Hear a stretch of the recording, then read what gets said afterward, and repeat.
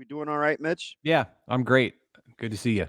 So this is kind of a strange week for you, right? College football starting. The Royals are in the thick of it, Oh, the and Royals, yeah. high school football with East and the Dragons and both in the Thursday and Friday night in town. Yeah. preseason top 10. Like, all right, Watching college volleyball last night. how about Took that? took up my evening. Okay, so let's start there. Let's start there, Mitch, because you brought up volleyball. I love volleyball. I was listening to Coach Reyes, his post game, because hmm I'm a huge fan of Husker Sports Nightly, right? Um, how about that start? I tried to convince myself that a team was hitting like minus 111. They're down four a couple of different times in that hmm set, but the crazy coach in me says, you know what? This is the perfect start for them on the road. Post documentary, everybody's kind of on edge and they get a chance to show whether they can come out of the back end. Like maybe Coach Cook would say differently, but as a guy Yeah. that admires that program, I almost don't think I could have scripted that start and come through performance any better. I think he loved it. Right. He didn't love the way they were playing, but I was watching that first set, and as Kentucky went on that run, I was like, is Cook going to call a timeout? And I was looking, they were showing him. It's like, no, he's not going to call a timeout. He's Yeah, just going you're to like let them. praying for a side out, and he won't take a No, timeout. no, not taking a timeout. Like, I'm going to let you guys work through this. And I guarantee that if you asked him about it, that was his thought. Like, we're not going to let them have the easy way out and try to disrupt Kentucky's momentum. Like, if it costs us this first set, then fine. We'll try to come back. But and that's what he's working to do. It's like the long-term goal with this team is for them to have to dig themselves out of trouble, because you saw that they couldn't do that against Texas the last time they were out there on the court. Now they have to come together. They've got the seniors now. They're not relying on freshmen like a year ago, and they found their way through that and won that first set and played their best in that first set when it mattered the most at the very end. Like, I was just talking on our podcast about how this is the perfect test for a team like Nebraska volleyball to go on the road and do this. So Nebraska football, to bring it back to football, has started the year away from home in these challenging situations the last 4 seasons. Since 2020, it's been conference games on the road. And like, it couldn't have come probably at a worse time for the program. Like, if there's been a program that needed to be at home to have a longer runway and have a game to start like Nebraska seems to have this year, I'm not slandering UTEP. It's a game at home against a mid-major program. This is not going to Ohio State or going overseas or playing on a Thursday night against a conference team on the road. Like, Nebraska volleyball can handle that, should handle that, did handle that. It knows how to win. Nebraska football should be playing against a Conference USA team at home to open the season. Did you have to remind yourself that Krause's a senior already? In some ways, I know you're a big Krause fan, and her story's amazing. The fact that they bring in Taylor Landfair and another class with freshmen, top 10 prospects nationally, What and there she is she gonna coming. hit Yeah, from? Versatility. There's right, a lot. right. And then she got benched in the game and came back in and helped them win. Omaha kid for sure, a great story. I don't know. I mean, I feel like she's missed so much time on the court that part of me is like, she's a senior already. But then she does like the little things. I think she helps make them a better team when she's out there, because you see her blocking, you see her doing all kind. They subbed her out to for in the back row for. I think Choboy was playing for Krause, And then she got yeah. lost in the rotation. The way that they kind of managed that in the middle, I'm not going to blame it on the officials, but it kind of seemed like they should have caught it earlier, because then you have to go back. Oh, it was a long delay. You have to go back and like redo the substitutions in the line. I'm like, That was an unnecessarily long delay there in the third set. I know Cook and Skinner both looked perturbed with that, and I know both of those guys, and I know they were. well, because you have to count backwards, right? You have to go back. I don't even know how they do it. Yeah, You have to like go back through Yeah. the rotation. Mitch, talking about kind of the adversity they faced a little bit early. Obviously, they dropped the second set. Is there any part of you that thinks you kind of wish they had gone through something like that earlier last year, where, I don't think they dropped a set until they played Creighton last year, which was several matches into the season. They didn't play a ranked team until Creighton. Like, is there any part of you that wishes they had hit some of that adversity earlier in the year, especially with a young team that probably needed to learn how to get through it?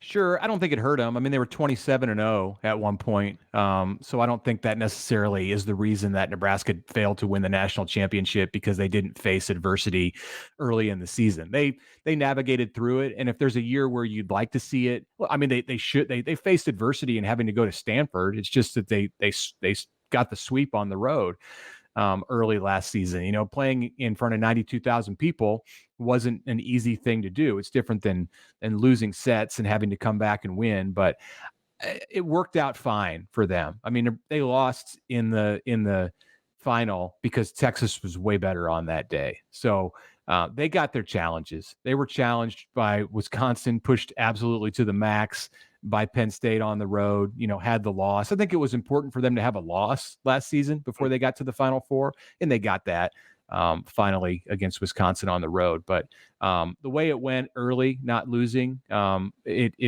teams that might have been something where you would say, I wish you would have dropped a set here or there, but I don't think it ended up being a factor. It's interesting, too. You bring up Penn State. I was telling Jacob Padilla yesterday, once upon a time, remember in the mid-'90s, Penn State was – I would have considered that Nebraska's rival, right? I mean, that was the kind of the back and forth. And it's just interesting how volleyball, the landscape has just changed so dramatically regionally. And now we've got kind of this, you look at Kentucky, you look at Louisville, you look at regionally what's happening. Pittsburgh. It's incredible how there's such range in this sport on a national level.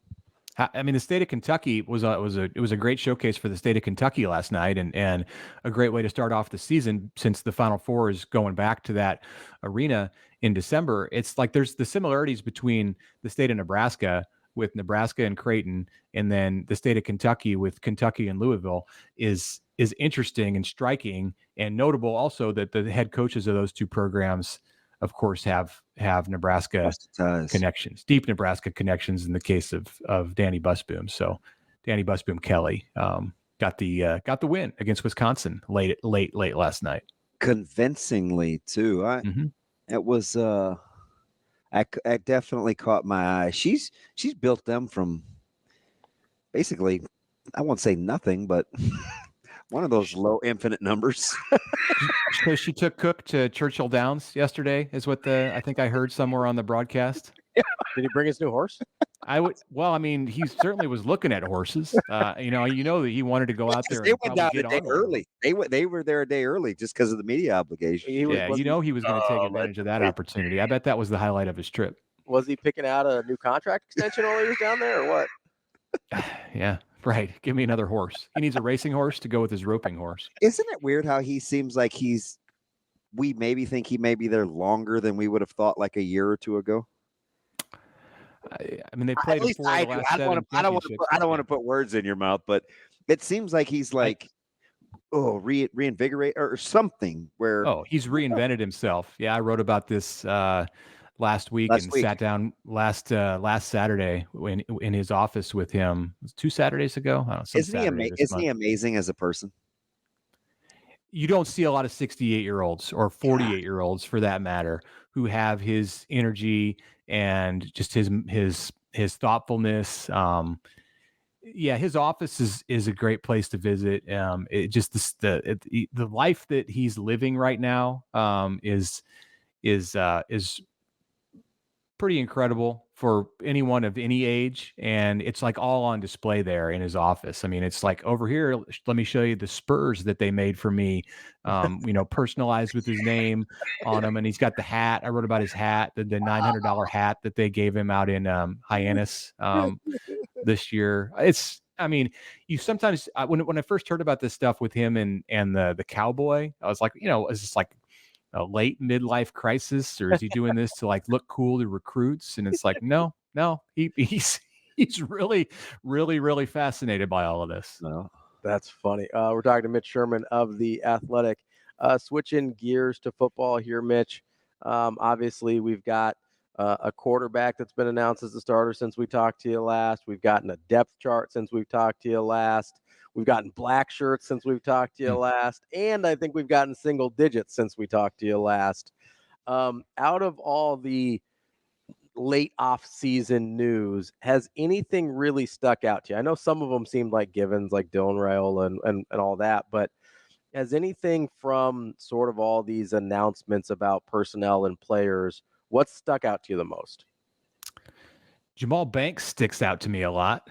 The only offensive guy in that single-digit category, and then conversation that we had with Matt Rule this week where he went on about Jamal Banks and how important he's been as an addition to this team, not just coming in January and taking the standard to another level when they got out on the field and mat drills and winter conditioning, but how he's continued to do that and raise the bar for the expectations and the things that he does off the field. I think he's set himself up, Banks has, to be one of the better stories on this team. I mean, we'll see what kind of a season he has. I think those things have to come together in order for it to be like the complete picture. Like we're talking in November about him in the way that we did, Samori Toure, who had a great season at Nebraska when he came and was one and done. I mean, Banks can go even above that, I think, because of if it's a winning season and, what he can do for Dylan Raiola.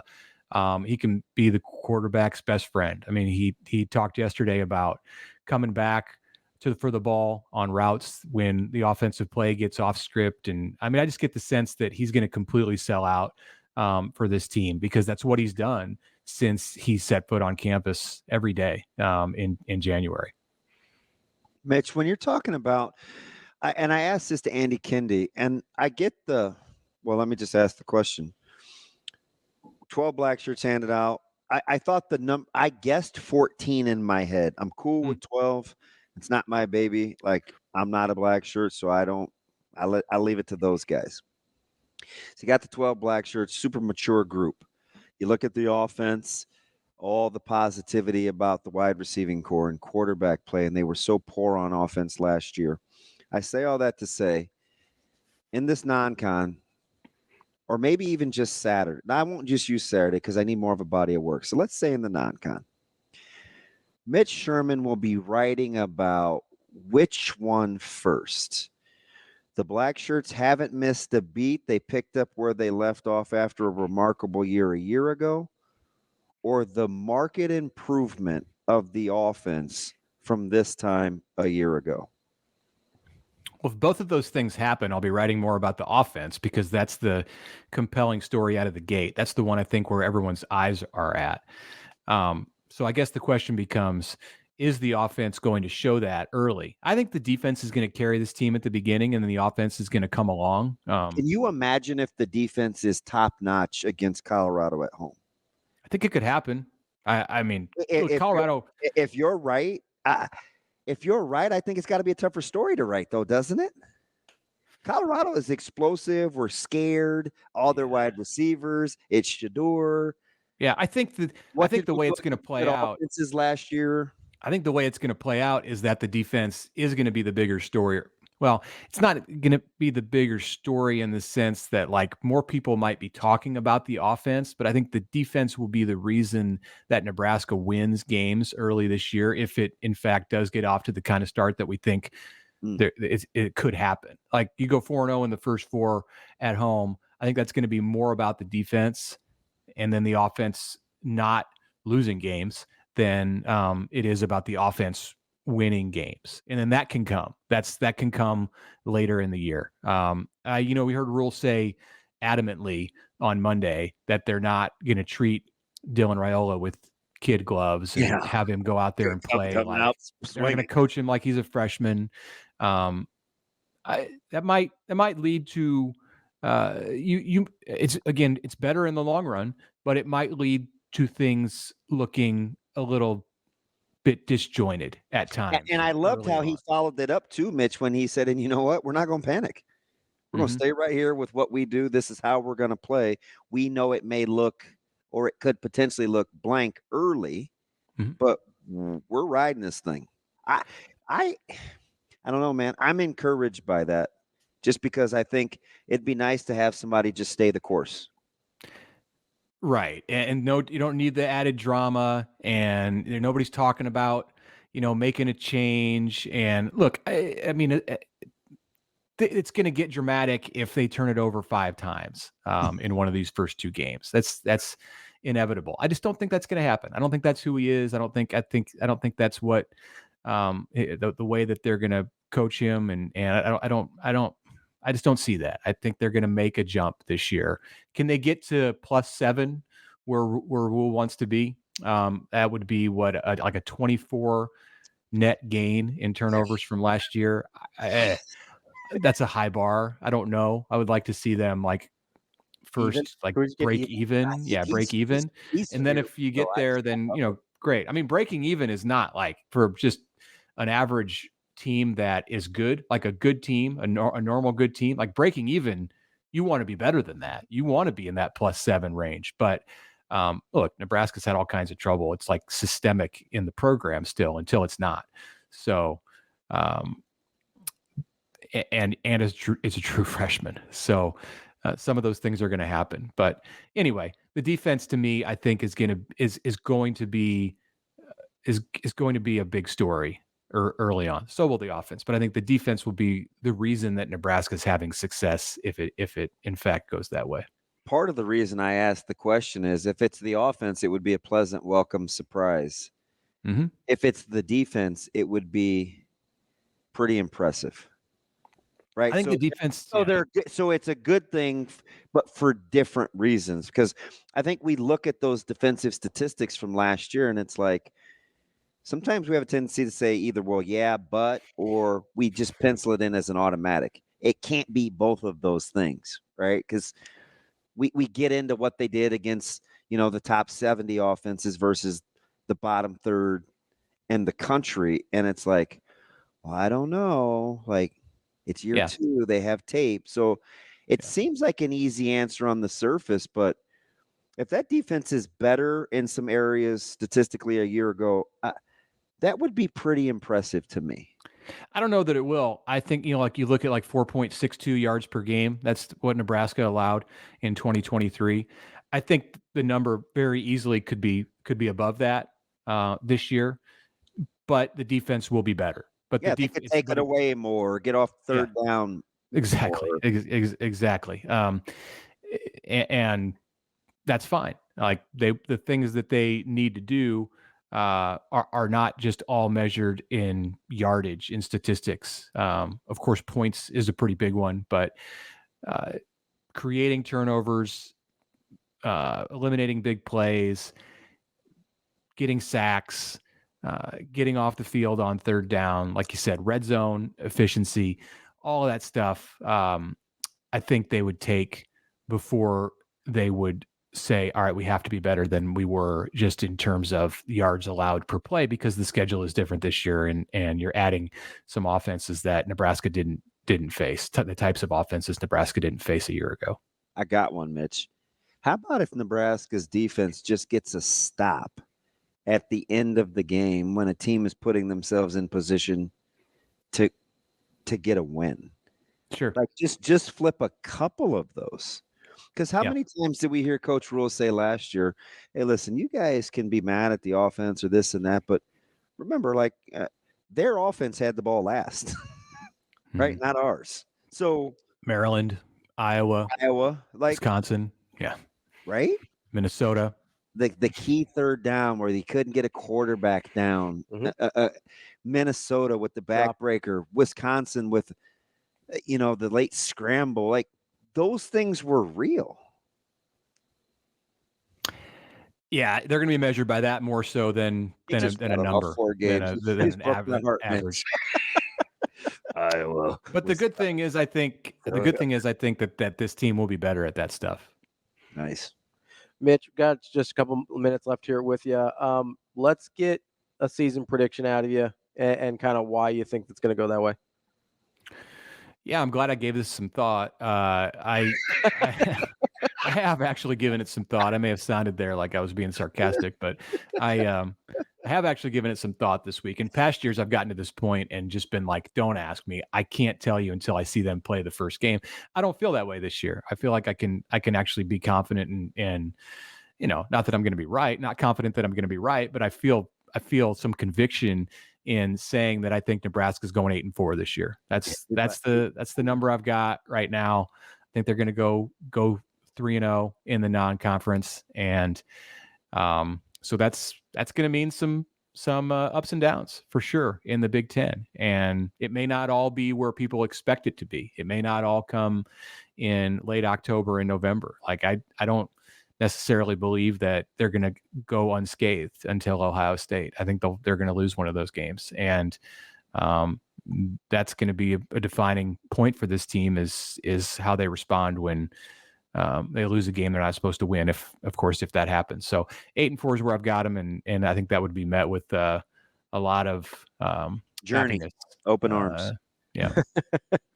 That's Mitch Sherman from The Athletic. Mitch, we appreciate your time as always and enjoy the finally starting of college football. Where are you going Thursday, Friday, Mitch? Thursday night, I'm going to be home probably watching college football. I might sneak out and go to the Gretna Elkhorn game. And Friday night, I got to watch my Gretna East Griffins go Coach Haberman. Let's get it done. Start 1-0. I think Gretna Elkhorn's on TV, so you might just be able to get that set up. Put that on alongside Colorado, North Dakota State. All right. Got you covered. Ravi and I argued. I don't care if Colorado comes in undefeated or not. I'm not cheering for them ever at any point. I don't need drama in 2 weeks. Go Bison. Yeah, Cole Payton, man. Let's do it. Yes. And Marty Brown, Sharmar Brown. Let's go. Mitch, we appreciate it as always. We'll talk to you soon. All right. Thanks, guys. Thanks, Mitch. I wasn't saying I was yes, you were. rooting for Colorado. Yes, you were, Ravi. No, I wasn't. Yes, I wouldn't ever do that. Yes, yeah. Oh, I want them 1-0. I don't know if we can handle or how they'll match. No, man. I don't know how they'll react if they lose to North Dakota State. That doesn't mean in the moment I'm going to be rooting for Colorado. Whatever. Go Bison. You come into Lincoln on 1. That'd be awesome. Clown show over here. Wow. We've got more Hurrdat Sports Radio coming up next.